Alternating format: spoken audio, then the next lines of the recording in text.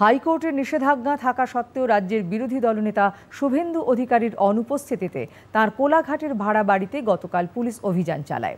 শুভেন্দু অধিকারী তখন কেশপুরে সভা করে খড়ারে যাচ্ছিলেন। তল্লাশির খবর পেয়ে তিনি সঙ্গে সঙ্গে কোলাঘাটে চলে যান। তার অভিযোগ, সার্চ ওয়ারেন্ট ছাড়াই পুলিশ তল্লাশি করেছে। তিনি এই বিষয় নিয়ে নির্বাচন কমিশন এবং হাইকোর্টের দ্বারস্থ হবেন বলে সাংবাদিকদের জানান। এই তল্লাশি চালানোর প্রতিবাদে বিজেপি কর্মী সমর্থকরা কোলাঘাট থানায় বিক্ষোভ দেখান। পরে তারা জাতীয় সড়ক অবরোধ করেন। আপনাদের মাধ্যমে এই রাজ্যের জনগণকে বলছি, কোথায় নিয়ে গেছে ইলেকশন কমিশন? কেন সৌরভ চিনা এবং সিআই তমলুককে সাসপেন্ড করবে না? আমি ইলেকশন কমিশনে কমপ্লেন করছি, আমার ভিডিও সিসিটিভি ফুটেও, যে আমি ট্রান্সফার চাইছি না, সাসপেনশন চাইছি।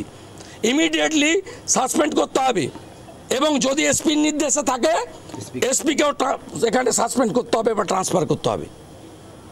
এর পিছনে কে আছে আমি জানতে চাই। আইনি পথে আমি লড়ব। আর গোটা বাংলার জনগণকে আমি বলছি, কোন রাজত্বে আছেন দেখুন।